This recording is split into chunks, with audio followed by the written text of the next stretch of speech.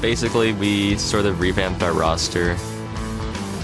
We had to also rebrand ourselves. The Winter Fox sounded really cool. Last season obviously did not go that great for us. We finished 7th both times. We decided to kind of experiment, and we're bringing in 2 Koreans now. We acquired Avalon and Imagine. Unfortunately, we have to use subs for a little bit because of some delays in the visa process that were out of our hands, but I think looking towards maybe week 3, week 4, we'll have some practice under our belts and we'll be doing really well. In terms of in-game, I think Helios does most of the leading. He shot calls most of it, and he's like, do this, do that. Okay, keep going. Very easy game, we can win. Evil Geniuses take down Cloud9. He's going to be calling like most of this stuff. I have faith in him because he's helped me improve a lot over the second split, and I think a large part of that is because Helios has helped me recognize what my weaknesses are as a player. I'm definitely a lot more confident. Pobelter and me are still at our prime, like we can still even get better. I think that we'll catch a lot of people off guard. I think a lot of people are not giving us really that much respect. To me, I consider top 5 to be like a minimum. I don't think we'll be placing below that. Well, people are definitely going to be giving them respect now because they crushed in the first day with 3 subs. With 3 subs. Hopefully it stays that way. Welcome back, everyone. We heard Winter Fox saying they believe their new roster is going to give them their best chance at long-term success. But you can't say they're hurting with their new substitutes, as Kobe just said. We'll see if they can keep the momentum rolling in our second match. That's Team Coast versus Winter Fox. Yep, Winter Fox as a whole played incredibly well, and they gave us the most decisive win of the entire day yesterday. Pobelter in particular had a breakout game on Fizz. He benefited not only from shorter ace ganking mid, but also Glebe and Altec both bringing a lot of lane pressure as well. And you could say that Flares was playing like a man auditioning for the job in that top lane. Side note, I also did like his attitude. Not only were they winning, but Flares was laughing the entire time that they were winning. You can tell he's having a lot of fun out there. It was awesome to watch. Definitely brought a healthy dose of swagger to get into their opponents' heads. And meanwhile, on the other side of the rift, Coast had a heartbreaking loss, if you're watching, to Dignitas that by all observers was theirs to lose. Yeah, that one, from the beginning of the game, Coast actually had the upper hand, and they looked to be on their way towards a win. But they made the worst call from day one, and actually a contender for a worst call in the LCS ever. This is the decision to start that Baron while Dig just strolled right down mid lane into the base. And Coast did show a lot of strength in that early game. Right. They can actually build on that stuff today. They got first blood. They were ahead 3-1 in Dragons, and they were up in gold from 9 minutes in until the game actually ended. Even when they lost, they were still ahead in gold. They're very well aware of that mistake with the Baron too, so I don't think that it's going to be a worry for fans that they're going to do the same thing over again. Everybody's well aware. They know exactly. You can easily not make that. We'll see if they can pull it together right here as we get into the game with a quick roster rundown. On the blue side, it will be Coast. That's Chris in the top lane and Paler in the jungle. Jez is in mid, Mash stretching on AD carry, and a Sheep on support. And on the red side, it's Winter Fox. Up top is Flares. In the jungle, Shorter Ace, mid Pobelter, AD carry Altec, and support Glebe. So this might be kind of like where we can go for broke. We have nothing to lose for Winter Fox, but what about the teams that play against them? They obviously have to play against this team now. You don't really know what to ban that much because these guys are subs. And then you have to realize that you'll actually be playing a different team next time you play them. So how do you take a team like Winter Fox right now? I think Coast mainly, they're looking to just end the game with solid calls. They really want to wipe that first game and first day out of people's memories. Get the memory out of there. Yeah, so they definitely want to make up for that first day. Whereas Winter Fox, with all these subs, every one of them is super hyped up to be here now. They won their first game. So now they're actually kind of excited, and they want to make that 2-0. Yeah, well, they definitely have the chance with the amount of power they have shown yesterday. Zed and Sivir being banned out, the Rek'Sai and the Gnar as well. We'll not see that Gnar this game. It's just too powerful. It's been in too many recent games and really controls quite a bit, especially if you combine it with the Jarvan that we've been seeing. One more ban here now to the side of Winter Fox after Annie gets taken away. Yep, they don't want to see any of that bottom lane coming up and ganking for mid again. Pobelter getting out of control. So they ban out both Sivir and Annie. They've left up a lot of stuff here, though. Janna in particular. There's also some strong top laners left with Lissandra Rumble. Yeah. A lot of options, a lot of directions that Winter Fox could go in. Remember, yesterday, Flares was one of the guys who actually whipped out Renekton. A couple people using him recently did get a couple of those extra buffs to try and generate more rage when attacking champions. He made it a more fun lane for watching Renekton, that's Yeah, for sure. he definitely did. Insert BM here. You gotta wonder, though, when facing that first pick Janna, you're just like, that's so much disengage right off the bat. Shorter Ace is always happy to be. Oh, he's smiling. You know, He's these the new guys, Kiwi by the kid. way, these substitute players for Winter Fox, this is the stage for them to really showcase their skills and get picked up for challenger teams or even LCS teams. That's so true. You're in the limelight right now. Make it count. Shorter Ace has done so, and we're going to see some flashy plays from him this game. We'll see what he can do. We know Impaler also has a good Lee Sin, so that's a bit of a takeaway for him. We're going to get the LeBlanc. You were just saying they have a Janna, and both of these guys on dive-in could get blown away if that Monsoon's timed correctly. Yeah, it looks like a very similar strategy this time around for Winter Fox. They want an aggressive jungler, Shorter Ace. This used to be his most well-known champion, his favorite champion. Recently, he was even tweeting about how his Lee Sin mechanics have fallen a bit, and he was a little bit embarrassed. But he performed really well yesterday on Rengar, so I expect him to show up on Lee Sin as well. It is, of course, his favorite. Very humble gentleman.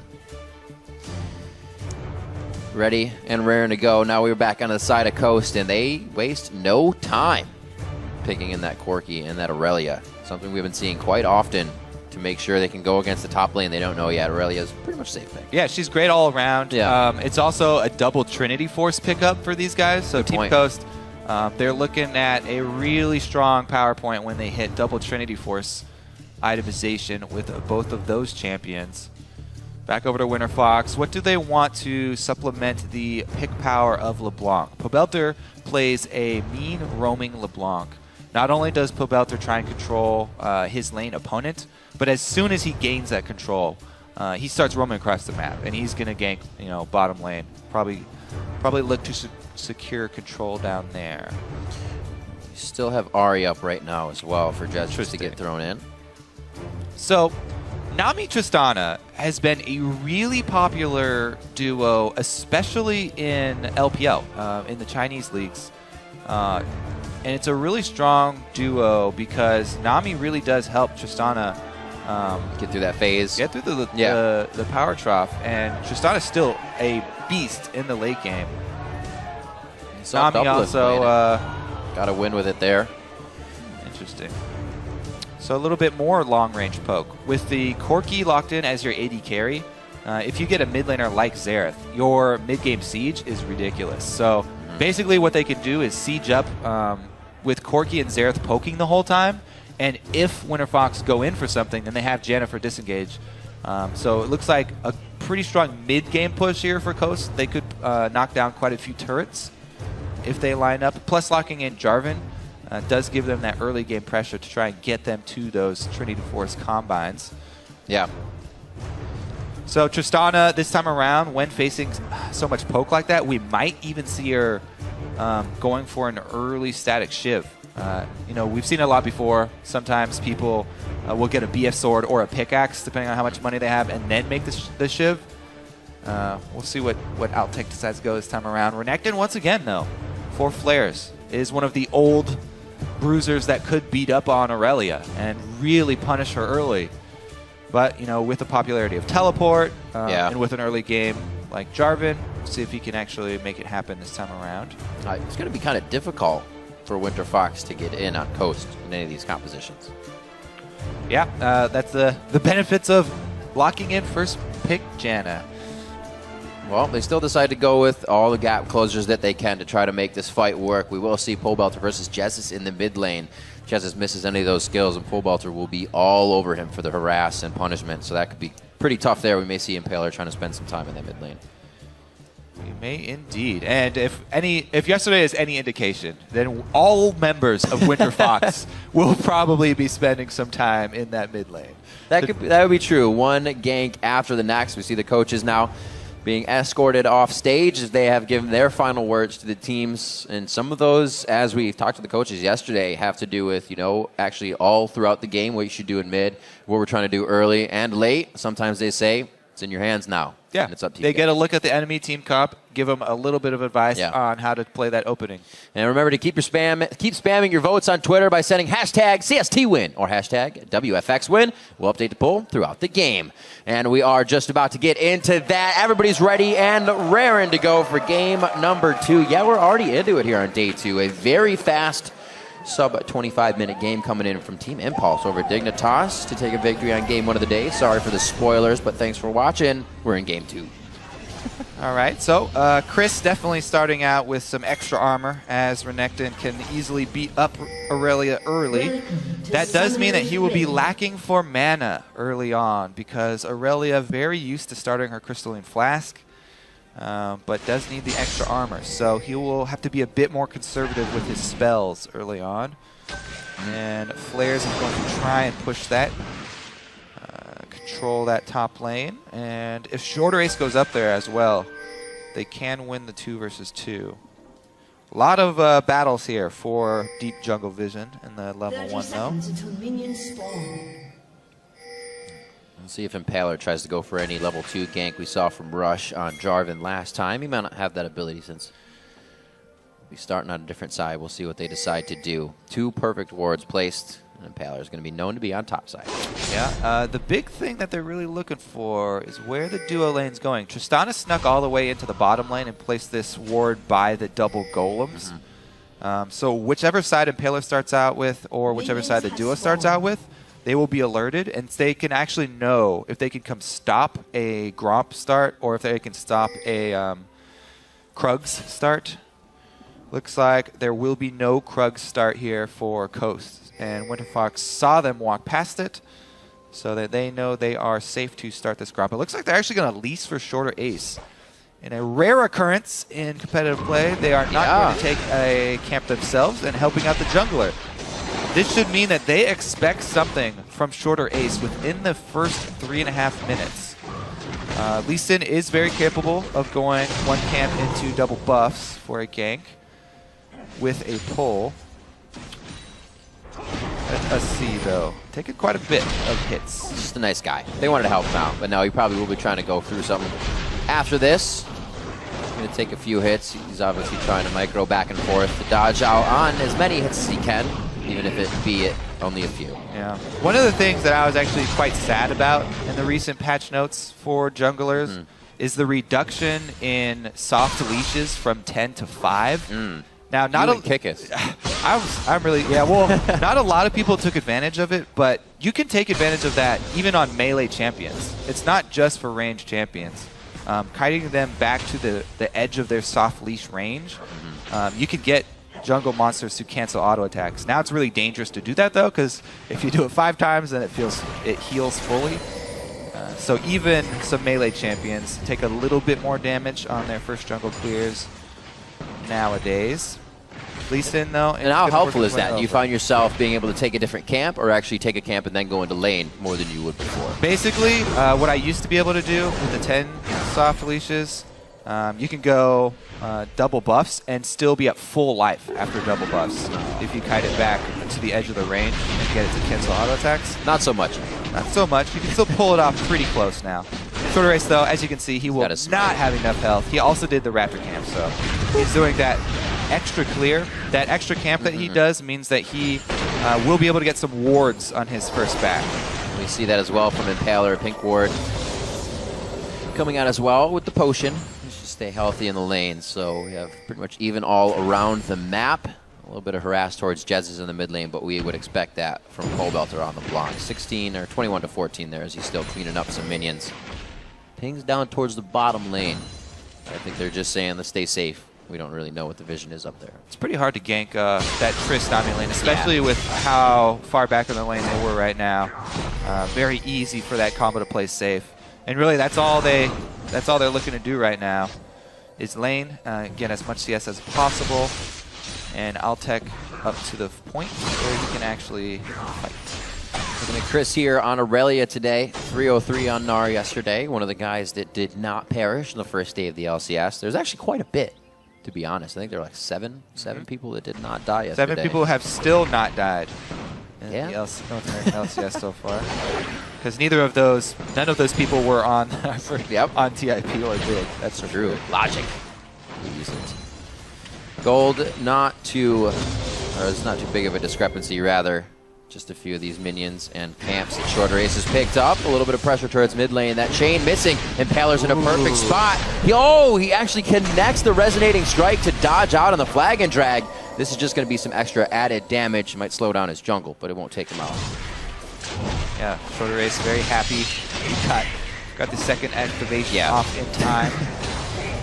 Pobelter, though, just by himself, was putting a lot of pressure on Jez's.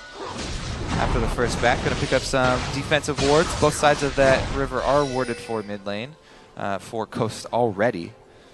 Pobelter going to choose one side and hug it. Paler is going to proc his Raptor thing, just walk right back into a counter game. Oh, Shorter Ace. No mana on Nash. This could be a great turnaround. All the focus is going on to Glaive, and he's going to be able to kite it out. What a perfect read by Shorter Ace to stay towards the bottom side of the map. Yeah, that was just a perfect counter gank. Got into the bush just in time, and then both of the laners played that perfectly as well. Yeah. Altec started moving up, and sometimes Altec moving up into a gank might tip off Coast that there's somebody in the bush, but they already committed to it. So they're like, oh, you know what? We've got position. We're going to keep going for it. Glebe really is the one who turned that because he made sure that Jarvan committed in with the EQ, then landed his bubble right after.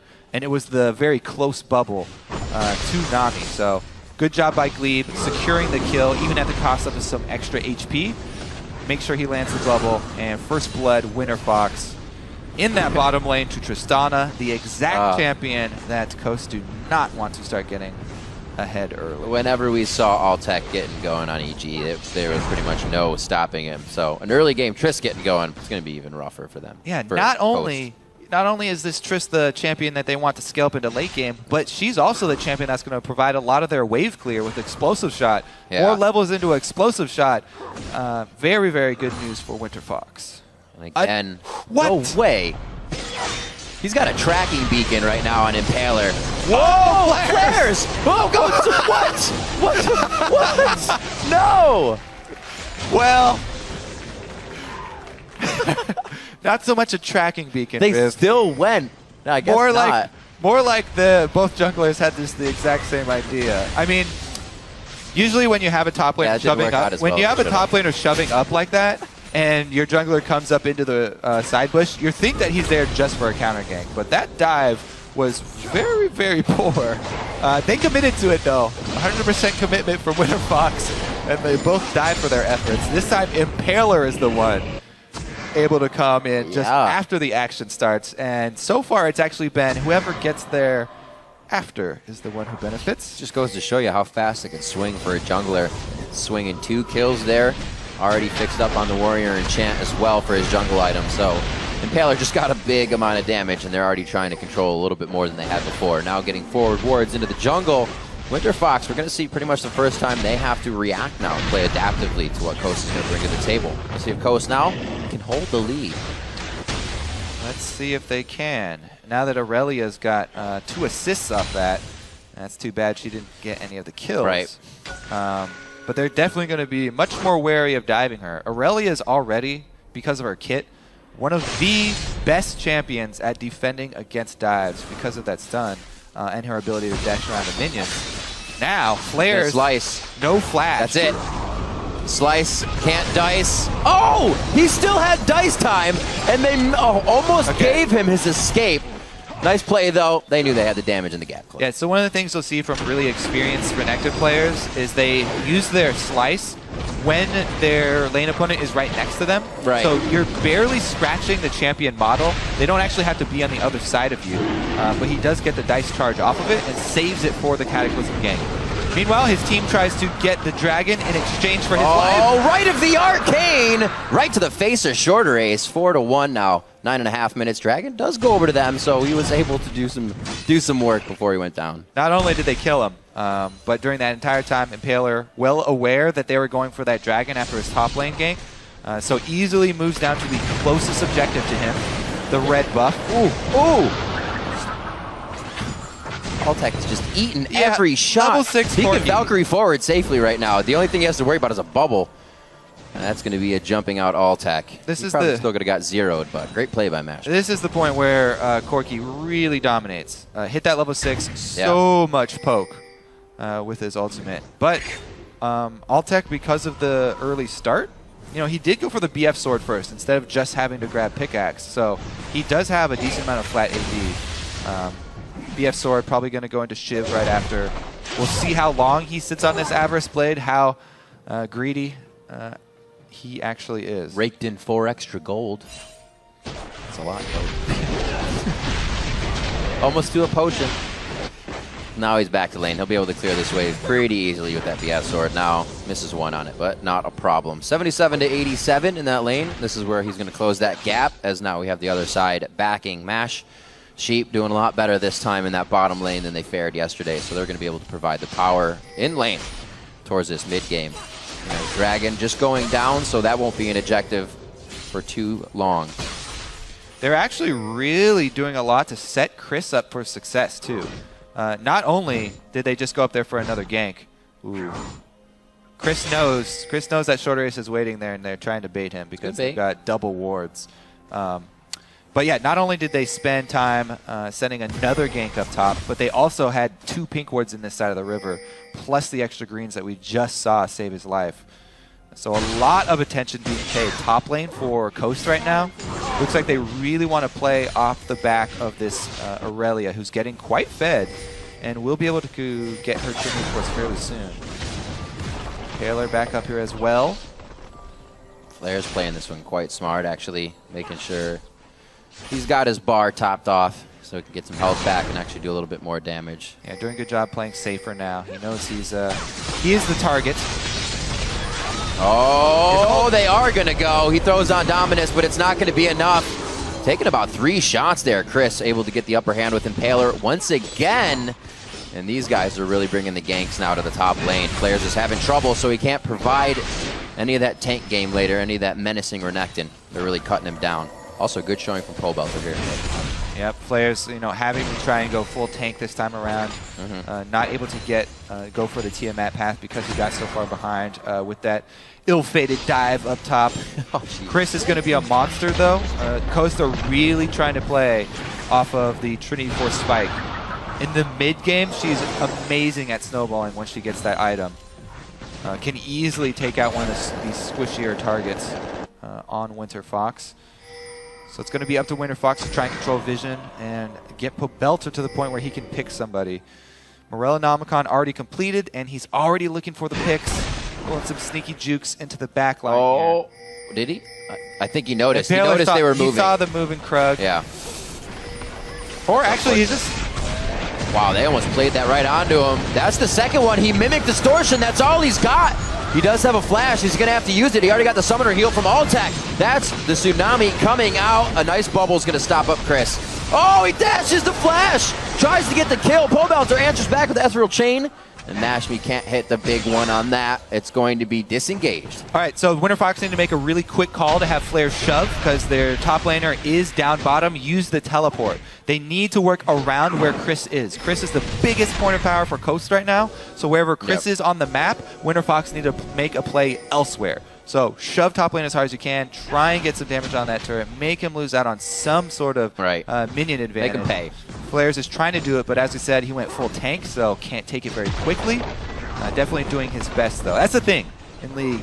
You don't always want to try and defend where your opponent is attacking, especially if they have the advantage on you. You need to move somewhere else on the map and just try and trade with them while you are weaker. As we just learned from the Dignitas game. True stories. Minute and 15 on to Dragon. You can see that Winter Fox is setting up the wards for this. Glebe will not be able to fully clear out the ward. Impaler's going to have his way with the vision. Pink on mid. Oh. Yeah. That's Shorter Ace not really being able to participate in Dragon too well now. Very nicely done by Jezus to catch that. Just waltzing across mid lane. You got to respect your position in the game, especially when there's a Xerath taking advantage of that little misplay. Yeah, Jez is doing all that he needs to, farming up in the mid lane. Chunking down the junglers is actually quite large for them. Sending Shorter Ace back to base when almost all his camps are up.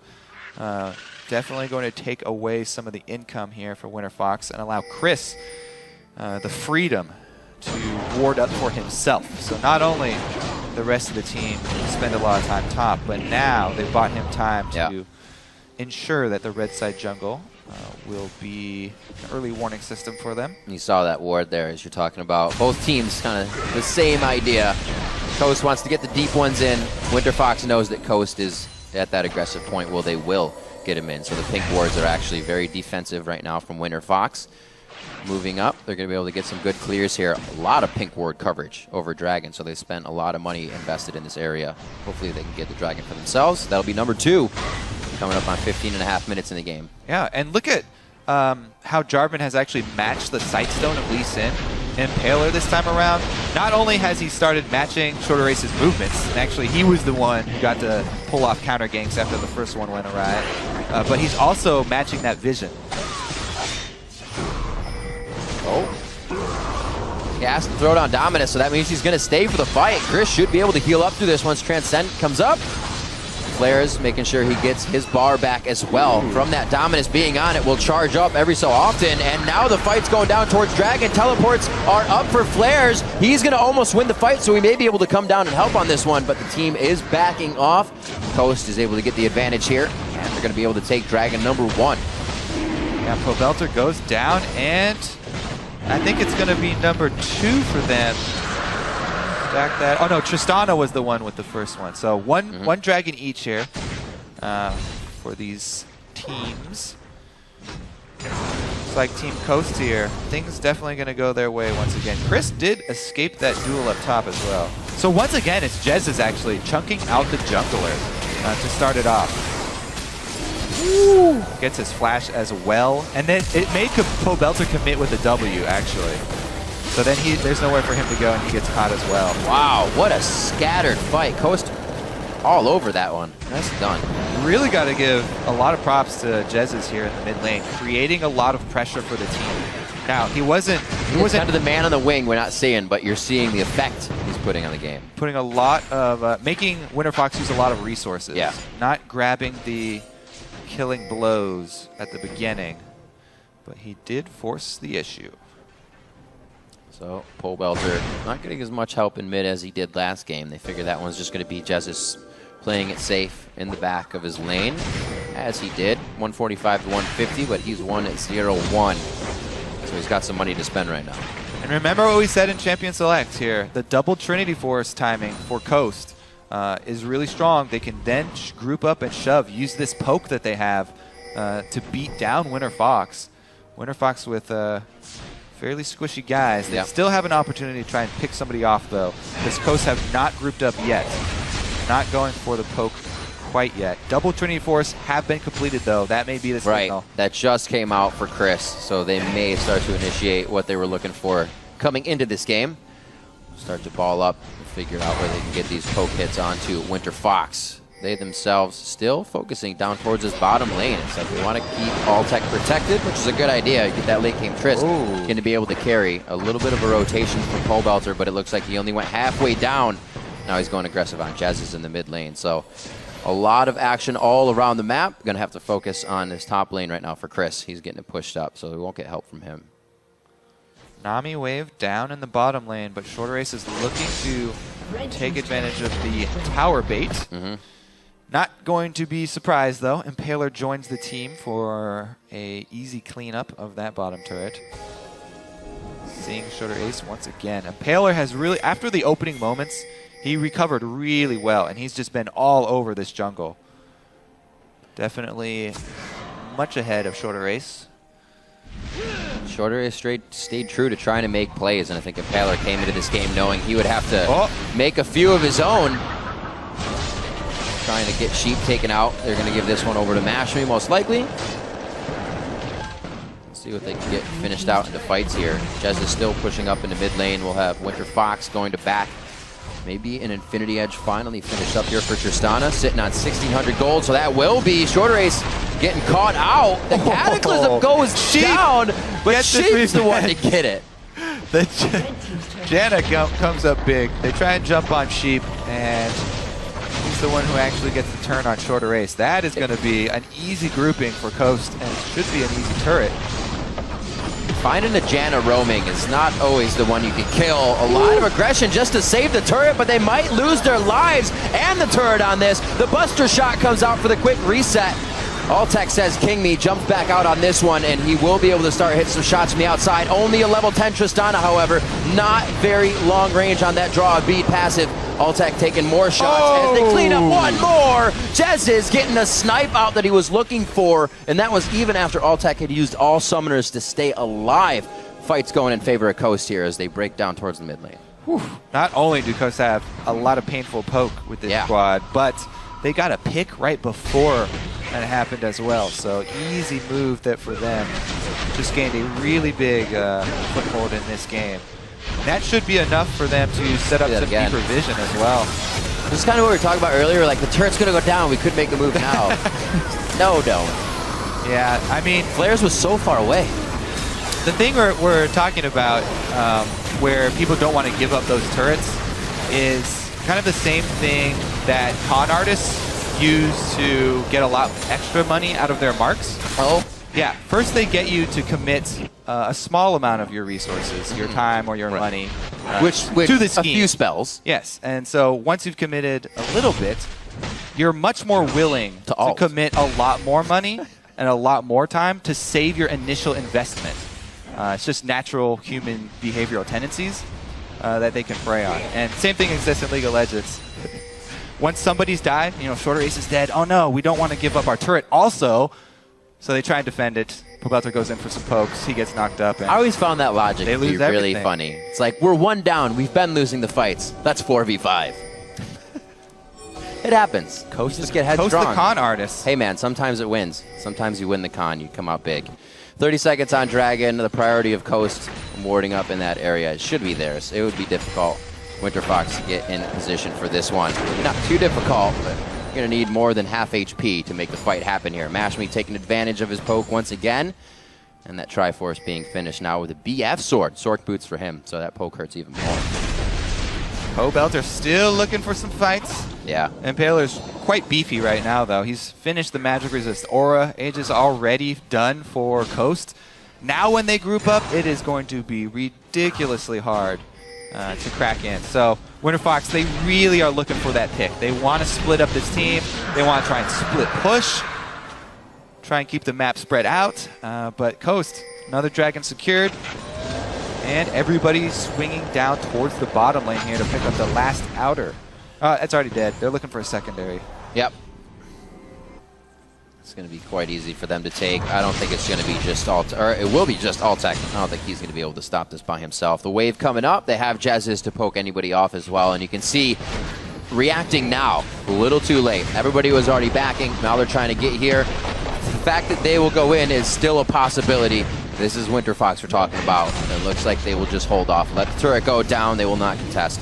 And now we actually have Chris up in the top lane by himself with Flares walking down, so he can get back to stop this. But they could try to get a pincer fight they want here.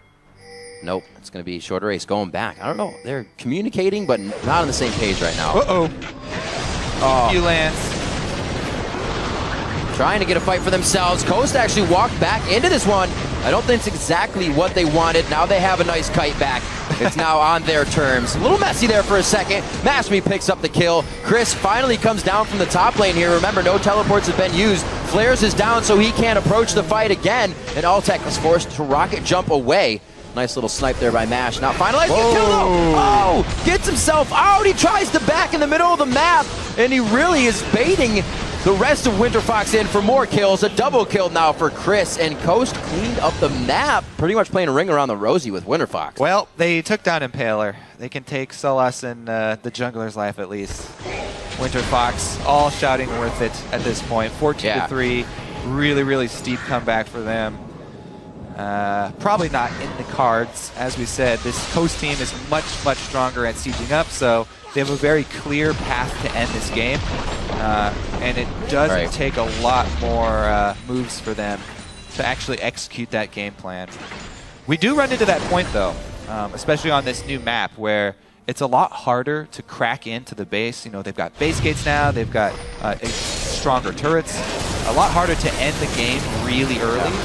So we may see Coast playing a little bit safer, you know, just control the rest of the Dragons for a bit, until they really feel secure about taking down inhibitor turrets. This fight, though, players, you can only dodge so many skill shots, and then there's a Corki right next to him, so they get picked up. Altec gets stunned right before the jump, but able to get out anyway as Glebe goes down instead. A lot of mid-victories are hurting right now on Winter Fox. You see items on items here. Eternity Force and Infinity Edge versus the Infinity Edge and a Static Shiv. It's still good damage, but you're going to get that burst out of Corki right now, and Altec is still trying to build himself up. The early game didn't continue for him in a consistent way. He got that first kill, which was going to be fantastic, and then it kind of slowed down.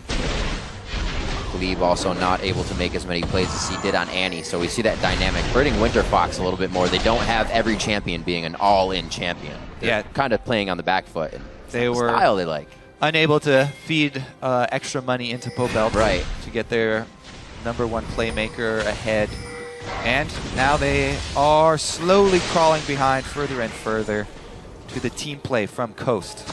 Led by Impaler, who's done a really strong job, by the way, I think, this game jungling. A lot of people expected him to come out as a pretty big jungler expansion tournament. He showed really well. He was a big part getting them into the LCS. Things look grim, and Impaler was there. He is right now 2-3-10. Lock it on him as well. The Iron Solari all finished up. The Aegis on Glebe as he's trying to hit that mark as well. Zanya's for Jez's, so he's pretty much safe from the dive if they actually try to go on him. It's going to be harder for Winter Fox now to get these assassinations that they want or anything.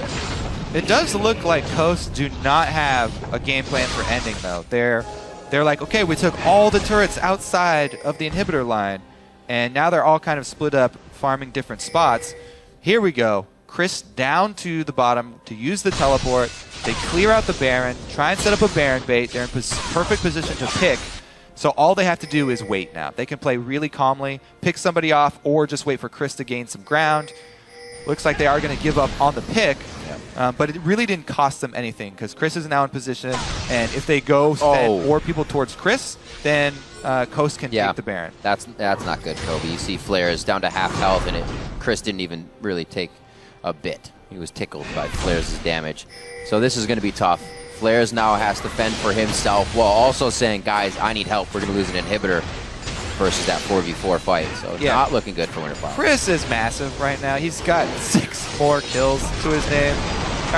Right on to Glebe. That's going to be the disengage tsunami already going out, so it means they can get into where they need the flash. Will he Zanya's? He doesn't get a chance to Zanya's on this one. They obliterate Jez's. He's out for 40 seconds. This is how big Chris is, but blown back over the wall. Altec gets 1 more second to breathe on this one. Flair is trying to provide him with the Iron Lung, giving them body block. Altec now to turn around, kite the fight. Mashmi's doing damage, but it's a shorter ace, and the little tank that he has kept him alive for the time being. Coast still comes up after a very chaotic fight on top. All right. Now, do they actually have the confidence to go for this? Chris did take quite a few hits in that fight. Double pink wards, though. Looks like they do have the confidence. This could be a turnaround.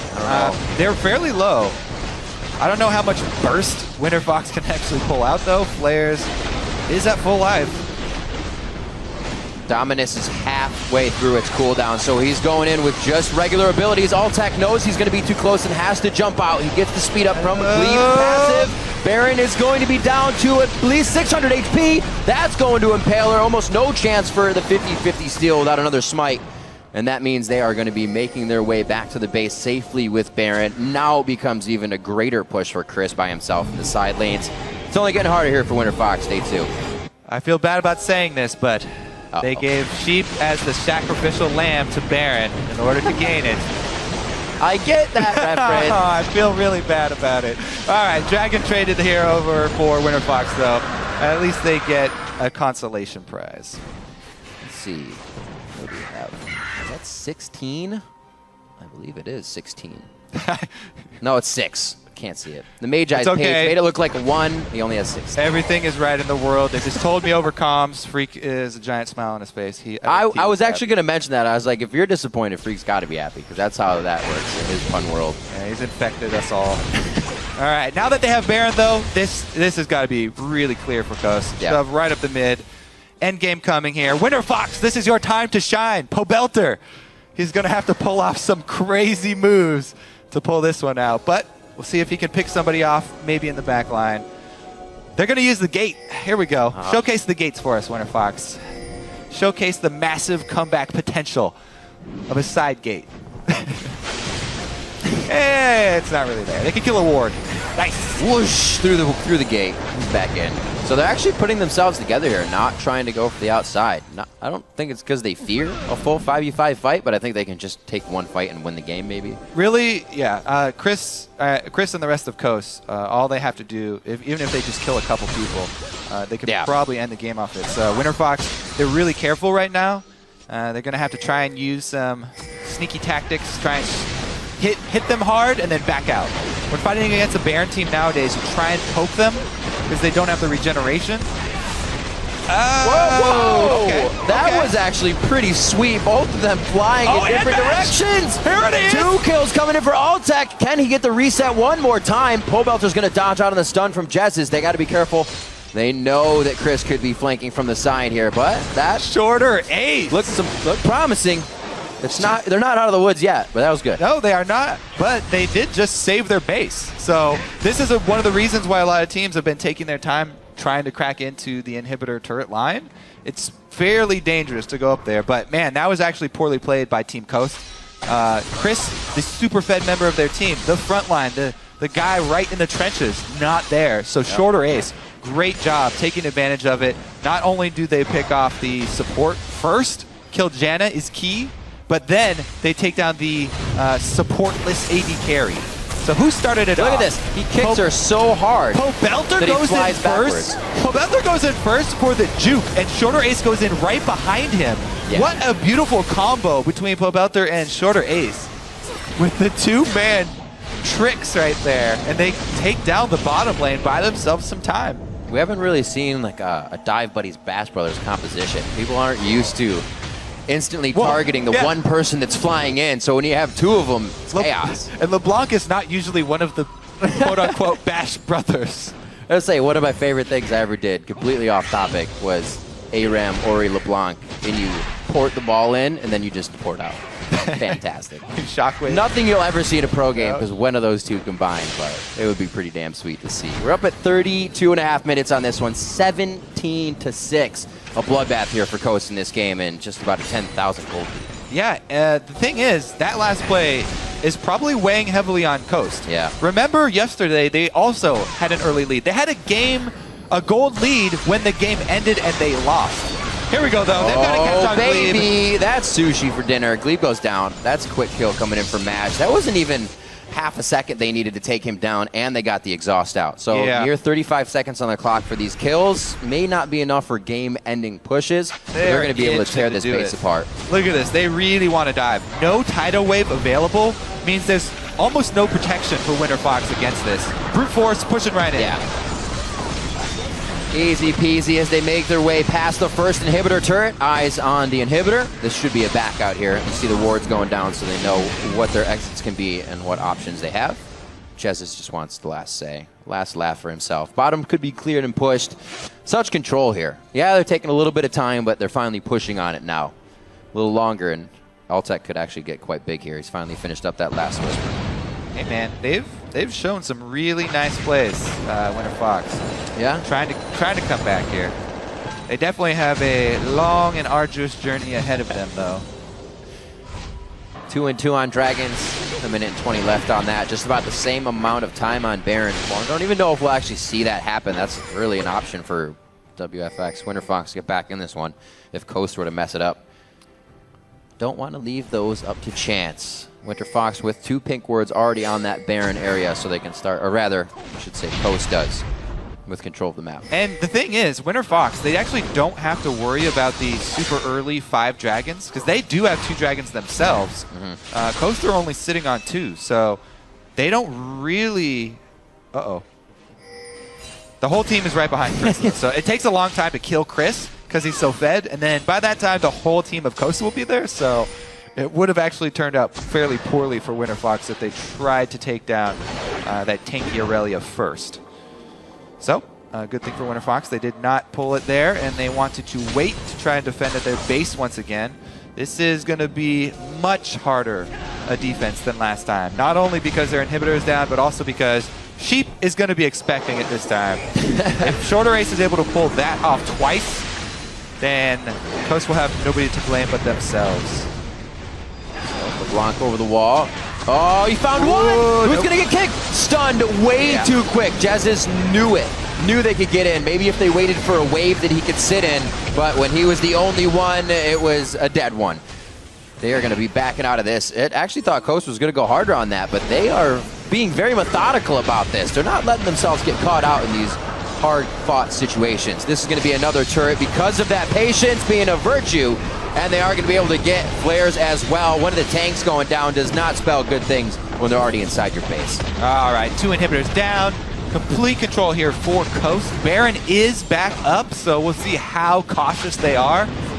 This is a fairly risk-averse team after their first opening. So it looks like they are going to just take a trip back to base, clean up the neutral objectives, and use those super minions as the pressure while they clean up the rest of the map and the neutral objectives, and then return for the final blow. Dragon Trace going over to Coast. Obviously no contest there. They pretty much own both halves of the court on this one. Let's see this one more time. He tried. Let's see where he gets hit.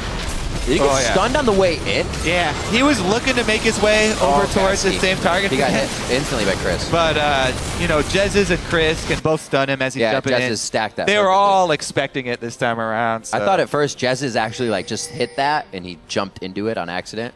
But it was Chris. Chris with the quick fingers. Playing a very nice Aurelia top lane. Still yet to die in the North American LCS. Wow. Yeah, it's pretty impressive. Chris deathless in the North American LCS 2015 season. Must be that left-handed right configuration. They got him. Mouse. Good thing they spent so much time getting him the right mouse.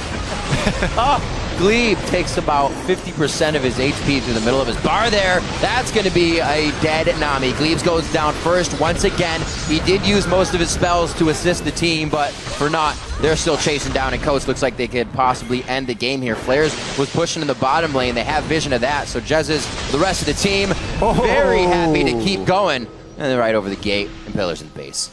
Yeah. They've got the keys to that gate. They've got the password.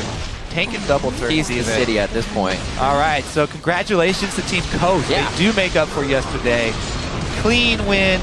Fairly clean win. They had a couple hiccups. Something they had to patch up. The whole team seemed to be a little discombobulated after that, and it's good to see that they, as we said before, could put it to the wayside. They didn't let it weigh on their mind. Flares is doing his damnedest right now to sneeze on the entire team. They're taking it looks like they're going to be able to hit it. Wait a minute. That's going to be the Nexus. It's the Nexus. They're going to get it. They don't have enough power to stop them. That's going to be just about 38 minutes. Actually, 38 on the clock. Coast comes up with a win here on day 2.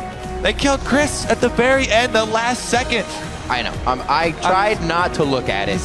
His An death is unfortunate over. turn of events. Chris does perish for the first time, but it was during a victory, so you got to take the good with the bad, Kobe. Rest in pepperonis, my Rest friend. in pepperonis, indeed. One hell of a game, though.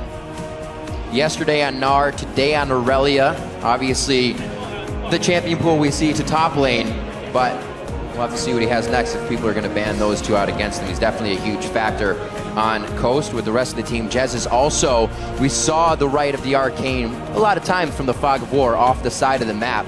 We didn't see him much until the mid to end game, but he had such an impact on the control of the map, controlling the lane, and stopping Pole Belter from really his normal and regular roam that controls an entire game.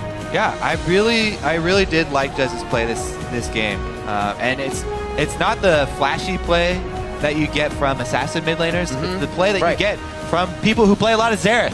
People who get that poke damage down, landing full combos on the jungler. You know, you chunk out a jungler and send him back to base enough times, he's going to be under-leveled. He's going to be starving for gold. And then they also were able to pick up objectives off of the couple of moves that he was able to make. Impaler as well, both those European imports performing really well. So good pickups, both of those guys for Team Coast. And the subs as well. Shout out to Shorter Ace and the rest of the guys that subbed in. very fun time they've had Yeah. in the North American LCS. Great game yesterday. Played great, great mentality, smiles on and off of the stage.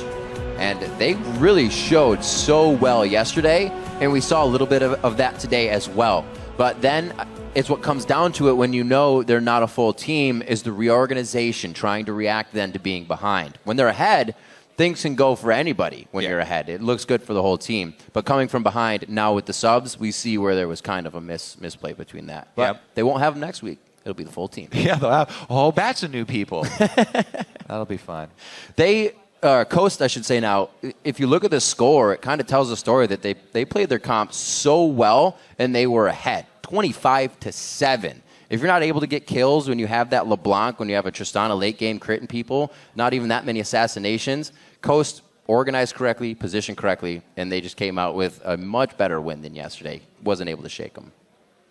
We're going to see right now, send it over to Jat for more on Coast Win. Thanks, Riv. And I am here with Impaler, who was a victorious Jarvan 4 in that game.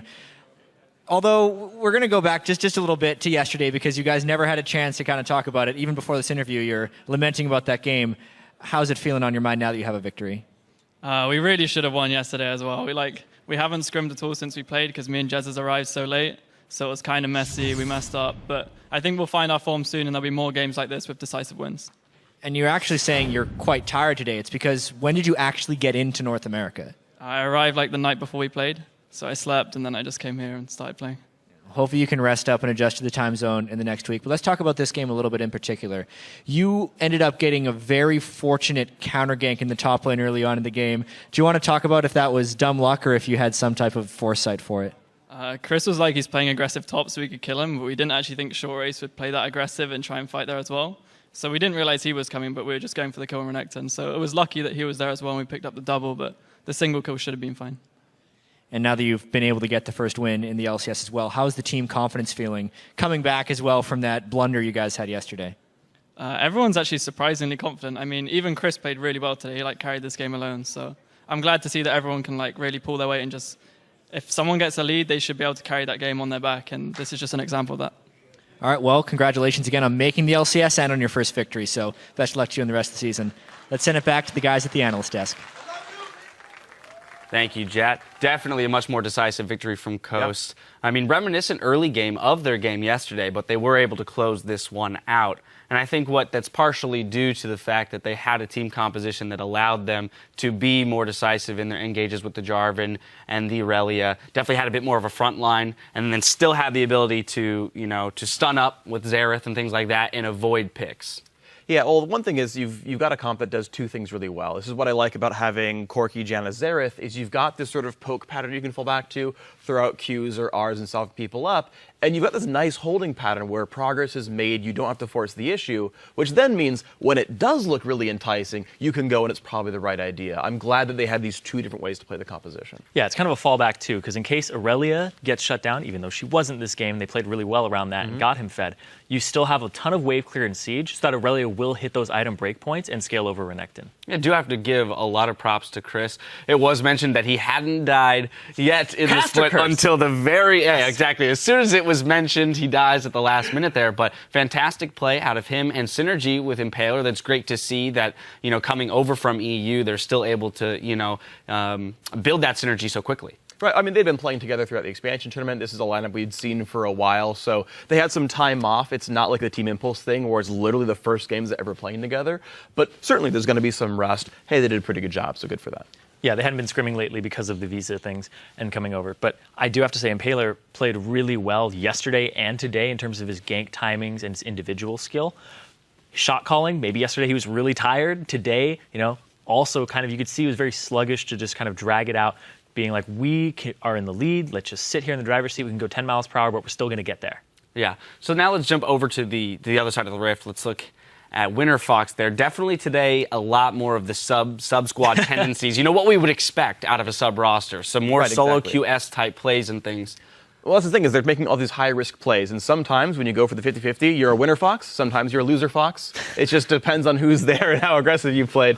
Flares honestly really looked very odd that game. He had played a really controlled game 1 yesterday. Here, he like ults under the turret to like take 2 turret shots and walk away, and then like is sitting at the front of turret range like, I can hit you almost, but he's like at half HP the entire time. Like if a counter gank shows up, you're gonna lose.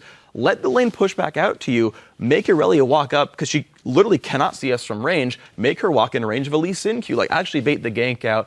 A bit over aggressive for that kind of play, and that's what happens. They beat Gravity because, well, all the ganks worked out, all the roams worked out. Great, a 4,000 gold, let's win the game. Well, these ones didn't work out. Well, welcome to what that looks like. Yeah, and Chris also still had Flash at that time, so he was extremely safe, and he was able to hold on to it even through that gank. I really feel like Flares was playing way too aggressive against the Aurelia, trying to push that lead as Renekton without proper ward coverage around the sides. You can walk up, use all that pressure, and then just pop one into the tri-brush, make sure somebody isn't coming.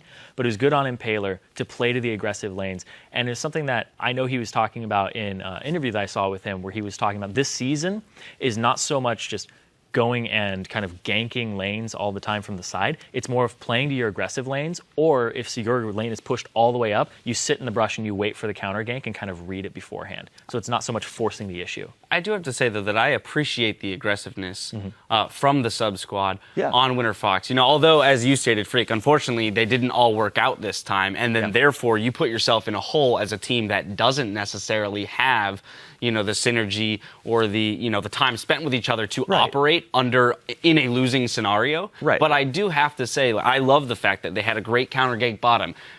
You know, Impaler even said we weren't expecting Shorter Ace to play that aggressively in the top lane. They had a slight misplay there, and that is what cost them the double kill. But it very well could have turned out in their favor there. Well, this is the age-old adage for teams that are barely scraping together. Team Impulse played their pick and ban this way, both today and yesterday. Hey, go try to win your lanes. This was the direction that Winter Fox had. This is what Deficia was talking about with Meet Your Makers back in Game 1, where it's like, well, we have a new mid laner as of yesterday, and we're facing SK. This is going to be rough.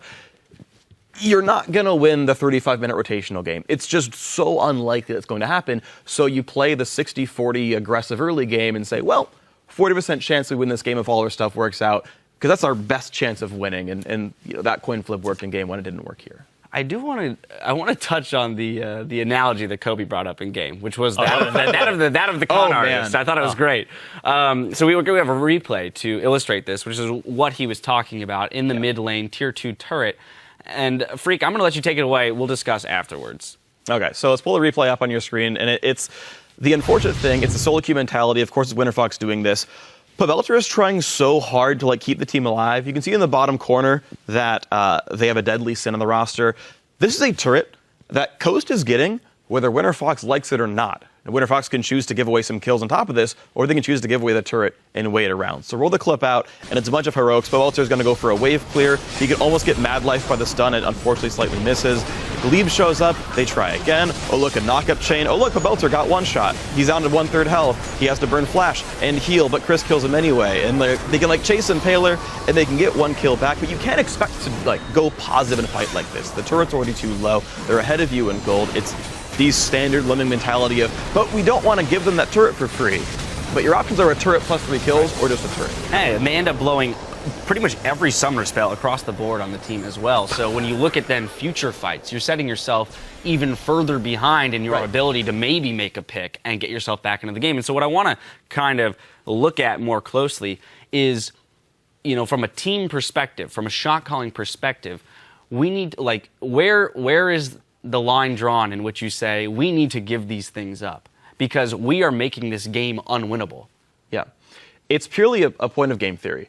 Aiden, you know that I like to contest for dragons that I shouldn't be, but in general, basically, it just honestly comes down to game theory and thinking quickly. So it's like, okay, games with a 4,000 gold deficit are hard to win.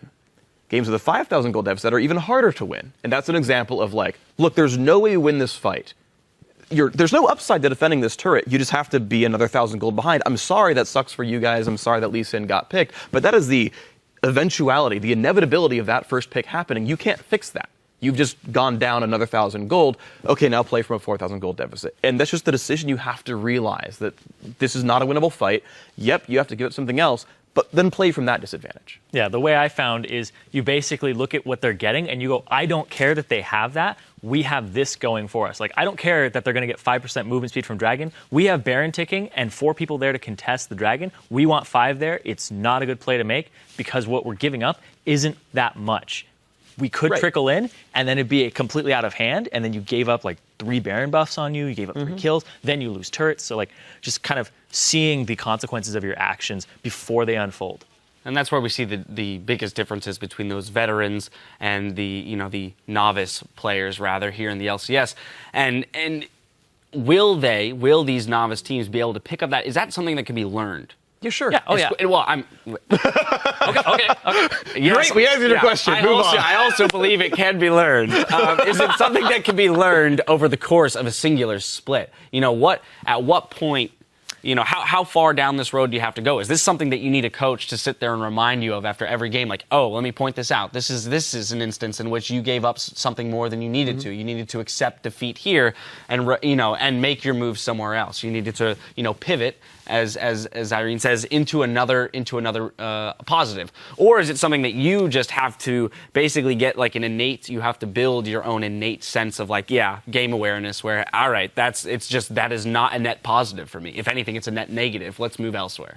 Play the game, figure out what everything is worth, have somebody call you on your mistakes, and also, it doesn't have to be a coach all the time. Your players in-game, your teammates with you, can go ahead and check you. I think that's kind of like the best shot calling is when there's a shot caller who has like almost the decisive call, but then somebody feeding him information and kind of checking him, being like, that's not a good call, rethink it. Yeah, right? I'm sorry, finish your point. No, go ahead. It's exactly what Team Liquid does. It's exactly what I Will Dominate said. The coach comes to him and he says, Dominate, you are the main shot caller. You're the guy who makes all these calls, but everyone else feed information, call you on stuff. If you miss something, fix it, right? Everyone else, especially, pay attention. Call him on things when he's like, oh, no, we don't have flashes. Don't do this. You're right. Sorry. Exactly the way you should be running a team. I think that is exactly perfect. Team Liquid is like suddenly my new favorite team in the NALCS because I think they are so well set up for success on all these different fronts. Yeah, because you don't always know what summoner spells are available. Like if the support's the shot caller, he's going to be like, don't have smite, don't have flash, can't contest, like things like that. Feeding the information is very, very important. And if you're silent, they're going to have to play off instinct, and you don't always know the ultimate timers. If somebody has ulti in 10, call it and then be like, all right, we can hold off for 5 seconds before we engage, and then we can start moving towards them and then really start it. The question then is when Winterfox gets their full roster along with their coach, because they're operating without the coach in the country at the moment too, will they be able to patch up those kind of holes in the ship as quickly as they need to in order to move up the standings? Now back over to Coast though, looking at the fact that they played rather well yesterday, but then struggled in their late game shot calling, played rather well today. However, we do have to have the caveat of probably not against the strongest of teams in the NALCS based on what we've seen so far. Sure. How do we believe they're going to stack up against the likes of TSM, Cloud9, even though they had that loss yesterday, probably still considered one of the top teams, Team Liquid, things like that? Yeah, I think it is a tough road for Coast, right? They came in as the last team to qualify for the LCS. They didn't win in the promotion tournament. They were the second team under now Gravity in the expansion tournament. You expect them to be underdogs coming into the beginning. Now we see some teams make really big rises. I think Cursed Team Liquid is my big example where I think they're going to be much better this split than before. And it's not because they made huge roster changes. Okay, they have Piglet, but like even without Piglet, I think they're still doing really well. They won a game already, and they're, I think, again, well set up to improve. If Coast can just figure out what improvement looks like, how you improve as a team, how to improve their players specifically, you hear people like Pobalter saying, yeah, once I started playing with Helios, he helped me fix all my mistakes and I became a better player. All this kind of growth can happen with the right teammates and the right staff. Yeah, definitely a step in the right direction for Team Coast. We are going to take a break while Team Liquid and Counterlogic Gaming take to the stage for our third match of the day. So keep it tuned right here.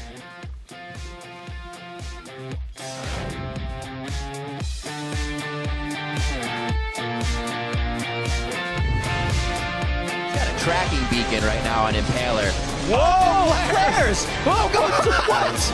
A lot of aggression just to save the turret, but they might lose their lives and the turret on this. The Buster shot comes out for the quick reset. Nami. She flash? I can go. I'm on Nami. Okay. Stun trust. Okay, good job. He doesn't get a chance to Zanya's on this one. They obliterate Jez's. He's out for 40 seconds. This is how big Chris is. Congratulations to Team Coast. They do make up for yesterday.